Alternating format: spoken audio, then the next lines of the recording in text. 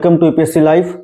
Guys, आज हमारे साथ में विश्वजीत तिवारी सर हैं, जिन्होंने अभी तक 2 इंटरव्यू दिए हैं। तो सर से आज पूरी स्ट्रेटजी, बुक लिस्ट और सर ने अभी तक 2 इंटरव्यू में क्या फेस किया, स्ट्रगल किया है, हिंदी मीडियम के साथ समस्या क्या है, इंग्लिश मीडियम के साथ समस्या क्या है। सर मीडियम चेंज किया, इंग्लिश में आए, तो फिर इंग्लिश में आने के बाद जो है बिल्कुल उन्होंने प्री भी लिखा, मेंस भी लिखा, लेकिन किसी कारणवश इंटरव्यू नहीं रह गया। तो सर से आज उनकी पूरी स्ट्रेटजी, जितना सब कुछ इन्होंने इतने दिनों में सीखा, आज सर के साथ जानेंगे। और को पता ही है कैसे करते हैं। तो उसके बाद बैंकिंग की तैयारी करने लगा और फिर बैंक में हो भी गया। उस समय तक काम किया बैंक में, बैंक ऑफ इंडिया में, और एकेडमिक कैसे ही चलता रहा। ग्रेजुएशन हो गया। उसके बाद बैंक में कुछ दिन करने के बाद फिर मुझे लगा कि नहीं, बैंक में मैं सेटिस्फाई नहीं था। तो मैंने डिसाइड किया कि नहीं, मुझे सिविल सर्विस को तैयारी करनी है। तो फिर मैं दिल्ली चला आया उसको लेकर के। सर, और दिल्ली आने के बाद मैंने क्लास करी थी, क्लास ज्वाइन करा था एक, और वो क्लास कुछ समय तक करने के बाद अचानक से क्लास खत्म हो गया था। फिर अचानक से मेरी माता का देहांत हो गया, तो मुझे वापस रिटर्न करना पड़ा जी। और 1.5 साल फिर मेरा अपने घर पे रहना पड़ा। फिर उसके बाद मैं 2017 से यहाँ पर अपने आप को रेगुलर किया। ओके सर, तो ये तो सर आपकी बैकग्राउंड रहा, एजुकेशन बैकग्राउंड, उसके बाद जो भी रहे, जो अटेम्प्ट आपके असफल रहे, तो उस पर आप क्या कहना चाहते हैं? क्योंकि लोग अभी 2022 में असफल हुए हैं, मेंस में असफल हुए, इंटरव्यू दे रहे हैं, और 2023 बहुत करीब भी है, डेट भी आ गई है। तो उस पर आप ऐसा क्या कहना चाहते हैं कि बच्चों के अंदर मोटिवेशन आए, ताकि वो अपने अटेम्प्ट को आगे कर सके, आप लगातार लगे भी रहें और फिर नेक्स्ट अटेम्प्ट आप देंगे भी। तो सर, इसके बारे में आप क्या कहना चाहते हैं? देखिए, इस एग्जाम को देते हुए मैंने जो महसूस किया है कि ये एग्जाम हार्डवर्क तो डिमांड करता ही है, लेकिन हार्डवर्क के साथ पेशेंस और स्मार्ट स्ट्रेटेजी की डिमांड करता है। जी। सिर्फ हार्डवर्क करने से, जो कि चूंकि मैंने आपको बताया कि मेरा शुरू का जो 2 अटेम्प्ट था उसमें प्रीलिम्स नहीं हुआ था मेरा, तो उस अटेम्प्ट से मैंने ये सीखा कि मैं पढ़ खूब रहा हूं, लेकिन एग्जाम हॉल में वो आउटकम नहीं हो पा रहा है। तो उसके बाद कुछ ऐसे दोस्तों से मिला जिनका कि प्रीलिम्स हुआ था, तो उन्होंने बताया कि आप सिर्फ पढ़ रहे हैं, सिर्फ पढ़ने से एग्जाम नहीं होने वाला है। तो उसके बाद फिर मैंने मीडियम भी चेंज कर लिया। तो फिर उसके बाद मैंने प्रीलिम्स, मेंस, इन दोनों स्तरों पे अपनी पूरी की पूरी स्टडी ही पढ़ाई की बदल दी। तो प्रीलिम्स के स्तर पर जो मैंने बदलाव किया, प्रीलिम्स के स्तर पर मैं पढ़ने पर पहले बहुत अधिक फोकस करता था। मैं सोचता था कि पूरा सिलेबस 2 बार 3 बार 4 बार रिवाइज कर लूं, तो एग्जाम हॉल में जाऊं तो मैं 5 से अधिक क्वेश्चन बना लूंगा। और ऐसा होता नहीं था कभी। पढ़ता तो खूब था, लेकिन आउटकम बहुत कम आता था। फिर मेरे जो दोस्त लगातार प्रीलिम्स पास कर रहे थे, मेरे एक प्रिय मित्र थे जिन्होंने कि लगातार यूपीएससी का 6 मेंस दिया, 6 अटेम्प्ट था उनका, और 3 बार इंटरव्यू दिया। तो हम दोनों चूंकि साथ ही में रहते थे, तो मैं उससे पूछा कि मैं ऐसा क्या गलती कर रहा हूं। तो उसने कहा कि तुम पढ़ना कम करो और प्रैक्टिस ज्यादा करो आंसर राइटिंग की, और जब प्रीलिम्स पे आ रहा है वो, तो टेस्ट पेपर ज्यादा लगाओ। मैंने यही स्ट्रेटजी अपनाई, और मेरे दोस्त जो कि आसपास हैं यहाँ पे जानते भी हैं कि मैं जब टेस्ट देने लगा तो मैंने एक शेड्यूल बना लिया कि लास्ट के जो प्रीलिम्स के 4 महीने थे, मैंने शायद 1 या 2 दिन ही गैप किया होगा, बाकी पूरा लगातार मैं डेली 9 to 11 का जो टाइम था वो मैं अपनी पढ़ाई में फिक्स ही कर चुका था कि मुझे इस टाइम पे टेस्ट लगाना ही लगाना है। ओके सर, तो ये तो सर आती है लोग के अंदर ये बहुत डर, मतलब कि ये पढ़ना, डीडी बसु पढ़ना, लक्ष्मीकांत पढ़ना है, उसके बाद स्पेक्ट्रम पढ़ना है, इंडिया इंडिपेंडेंस पढ़ना है। तो सर ये तो पूरी बात रही बुक लिस्ट में। GS1 के लिए स्पेशली आप क्या करते हैं सर, और एनसीईआरटी कितना रोल अदा करता है आपकी यूपीएससी में? मुझे लगता है कि जो एक स्टैंडर्ड बुक का हुआ है, ये सच में बच्चों को डाइवर्ट कर देता है, क्योंकि एनसीईआरटी इतनी सबसे स्टैंडर्ड बुक अगर मैं कहूं तो मुझे लगता है कि एनसीईआरटी से स्टैंडर्ड बुक है ही नहीं कोई।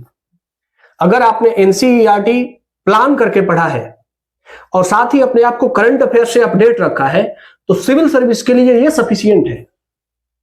ओके सर, तो सर ये तो एनसीईआरटी की बात रही, थोड़ा सा आप इसके बारे में बताइए। GS1, GS2, GS3, GS4 और एसए, सर इन चारों को लेकर, इन 5 को लेकर आपकी क्या राय है, और उस पर आप क्या सोचते हैं? किस तरीके से यूपीएससी के बच्चों को सलाह दी जाए और किस तरीके से यूपीएससी के बच्चों को रिप्रेजेंट किया जाए वहां पे आंसर राइटिंग लिखने में, इन पेपरों को लेके? भाई प्रीलिम्स क्या है? प्रीलिम्स आपको बस समझ लीजिए क्वालिफाइंग है अगर देखा जाए, भाई अगर 50 नंबर आपके सही हो जाते हैं आप, लेकिन मेन जो फैक्टर होता है मेंस का। अगर आपका मेन सही है तो आप जाहिर सी बात है आप इंटरव्यू के लिए जाएंगे, आप सिलेक्शन भी आप होगा। मैंने बहुत लोगों का इंटरव्यू लिया, सिलेक्टेड भी रहे, उन्होंने भी यही चीजें बताई कि जो आपका मेंस है वही इंपॉर्टेंट है। तो सर मेंस कितना रोल अदा करता है GS1, GS2, GS3, GS4? अच्छा, आपने पहले कहा सर GS1 या ऐसे करके बुक लिस्ट के बारे में बात कर लीजिए। जो मैंने पढ़ा है बेसिकली NCERT को मैंने फॉलो करा है, और साथ ही चूंकि मेरा हिस्ट्री ऑप्शनल था तो पेपर 1 में हिस्ट्री वाले सेक्शन को लेकर के मैं श्योर रहता था। ज्योग्राफी पेपर के लिए मैंने 11th क्लास की जो फिजिकल ज्योग्राफी थी और 12th क्लास की जो ज्योग्राफी ऑफ इंडिया थी इसी को करा है, इसके अलावा मैंने कुछ नहीं करा है। ओके सर, ठीक है। और सोसाइटी के लिए सच कहूं तो मैंने कोई बुक नहीं पढ़ी है। सोसाइटी के लिए सिर्फ करंट अफेयर के नोट्स पढ़े हैं जो कोचिंग में मार्केट में उपलब्ध होते थे, उसी को पढ़ा था। और हाँ, लेकिन मैंने एक काम किया था कि पेपर 1 के लिए भी हर टॉपिक का मैंने खुद से अपना एक कंसाइज नोट्स बना लिया था। ओके।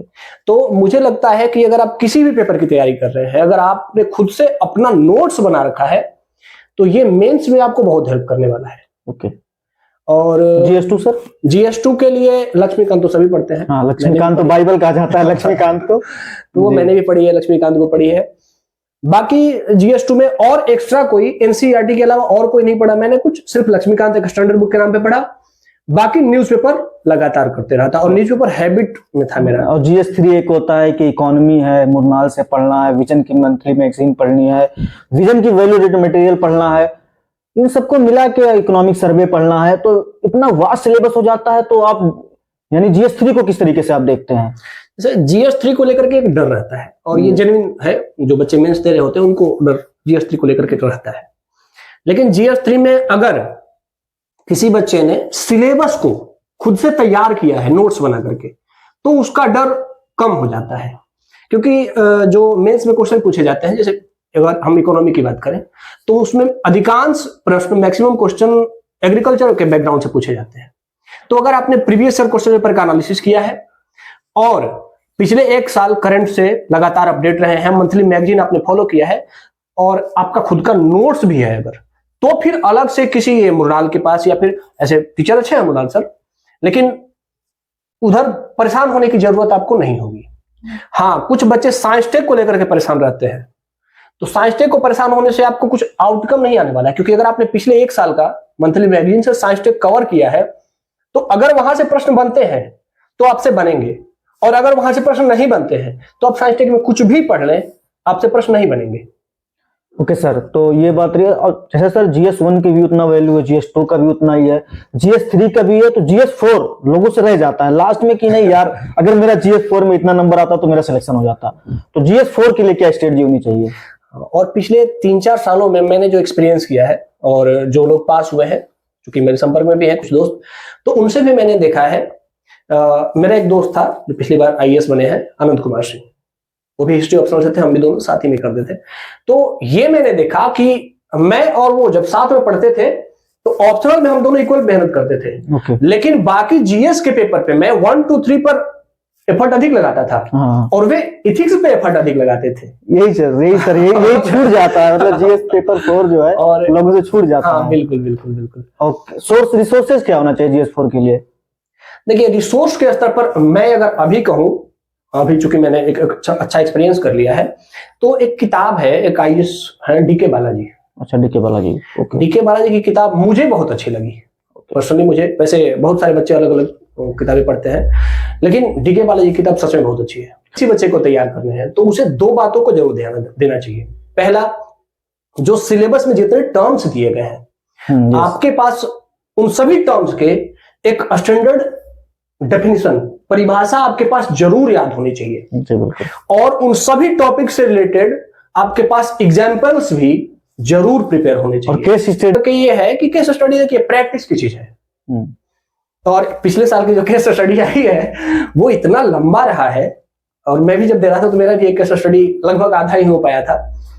तो ये जो लंबा केस स्टडी हो रहा है, ये आप विशेष करके हिंदी मीडियम के अगर बच्चे हैं तो उनके लिए एक विशेष है कि वो फास्ट पढ़ने की प्रैक्टिस करें, वरना उनसे केस स्टडी छूट जाएगा। इंग्लिश मीडियम वाले बच्चों को ये थोड़ा आसान होता है कि वो चूंकि थोड़ा फास्ट पढ़ते हैं तो उसको आसानी से ग्रैब कर लेते हैं। जी सर, जैसे करंट अफेयर की बात की जाए सर, और न्यूज़पेपर की बात की जाए, न्यूज़पेपर में क्या होता है कि द हिंदू पढ़ना है, इंडियन एक्सप्रेस पढ़ना है, उसके बाद आपको हिंदी मीडियम के लिए हिंदी राष्ट्रीय हिंदी का जो दैनिक जागरण राष्ट्रीय संस्करण आता है वो पढ़ना है, मिंट पढ़ना है, इकोनॉमिक्स टाइम पढ़ना है। उसके बाद लेकिन क्या ऐसा किया जाए कि कम समय में और चीजों को बिल्कुल कंसाइज करके और यूपीएससी के हिसाब से उसको कैसे प्रिपरेशन किया जाए। न्यूज़पेपर और करंट अफेयर को मिला के लोग बहुत मैगजीन है, वाजीराम की है, दृष्टि की है, उसके बाद आपकी विजन की है, ओनली आईएएस की है, नेक्स्ट आईएएस की है, बहुत सारी मैगजीन है। तो किन मतलब चीजों की लिया जाए कि हमारा करंट अफेयर पूरा हो सके? देखिए, एक न्यूज़पेपर पढ़ने की तो हैबिट होनी ही चाहिए। अगर आप सिविल सर्विस की तैयारी कर रहे हैं, और सिर्फ सिविल सर्विस क्यों, हर सिटीजन को न्यूज़पेपर जरूर पढ़ना चाहिए। तो वही सिविल सर्विस वाले स्टूडेंट को तो मस्ट है। और न्यूज़पेपर में से कोई भी अगर करें, आप चाहे इंडियन एक्सप्रेस करें, द हिंदू करें, या फिर हिंदी मीडियम के अगर बच्चे हैं तो राष्ट्रीय संस्करण करें, दैनिक जागरण का, कोई भी एक न्यूज़पेपर अगर आप करते हैं कंटिन्यूअस, तो मुझे लगता है सफिशियंट है। आप बार बार न्यूज़पेपर के अलग सोर्स पे जाने की जरूरत नहीं है, एक लेकिन हैबिट बना कर करिए उसको। तो एक को बात कही जाती है कि नहीं द हिंदू ही पढ़ना है, इंडियन एक्सप्रेस ही पढ़ना है, इस पे आप क्या कहना चाहेंगे? ऐसा कोई नहीं है, क्योंकि इनके अलावे भी जो न्यूज़पेपर होते हैं जिनके एडिटोरियल अगर आप लगातार फॉलो कर रहे हैं, एक साल अगर आपने एडिटोरियल फॉलो कर रखी है, तो आप सफिशिएंट नॉलेज रखते हैं। ओके, और स्टैंडर्ड नॉलेज रखते हैं। ओके सर, अब आंसर राइटिंग से ये तो बात हो गई सारी। फिर प्रीवियस ईयर क्वेश्चन यूपीएससी, ये बच्चे मतलब बिल्कुल मैं कहूं तो बिल्कुल छोड़ ही जाते हैं। प्रीवियस ईयर पेपर कितना रोल यूपीएससी में? देखिए, प्रीवियस ईयर क्वेश्चन पेपर को अगर हम कहें प्रीलिम्स के स्तर पर, तो प्रीलिम्स में मार्केट में जितने टेस्ट सीरीज आते हैं, इन टेस्ट सीरीज का स्टैंडर्ड कभी भी यूपीएससी के लेवल तक नहीं रहा है। तो अगर आपको अपने पढ़ाई को जज करना है कि मैं यूपीएससी के लेवल पे हूं कि नहीं हूं, तो इसके लिए आपको प्रीवियस ईयर क्वेश्चन पेपर ही एक ऐसा माध्यम है जो आपको बता सकता है कि आपकी तैयारी अप टू द लेवल है।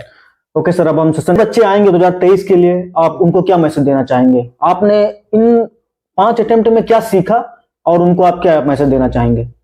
देखिए, 2 बातें सबको ध्यान रखनी है। एक तो कि धैर्य बना के रखने हैं, ये इसको लेकर के परेशान नहीं हो जाना है कि ये अटेम्प्ट है, नहीं हुआ तो कुछ नहीं होगा। धैर्य बना करके रखें, मौका मिलेगा। और दूसरा, डाइवर्ट नहीं हो, क्योंकि जब 1-2 अटेम्प्ट नहीं होते हैं तो बच्चे फिर अब इधर से यूपीएससी से अपने आप को दूसरे एग्जाम्स की तरफ शिफ्ट करने लगते हैं। इससे बचें, धैर्य बना के रखें, भटकाव नहीं आएगा तो डेफिनेटली अगर आपकी तैयारी सही है तो रिजल्ट जरूर। Okay sir, thank you sir, हमारे चैनल पे आने के लिए बहुत बहुत धन्यवाद सर आपका। Thank you.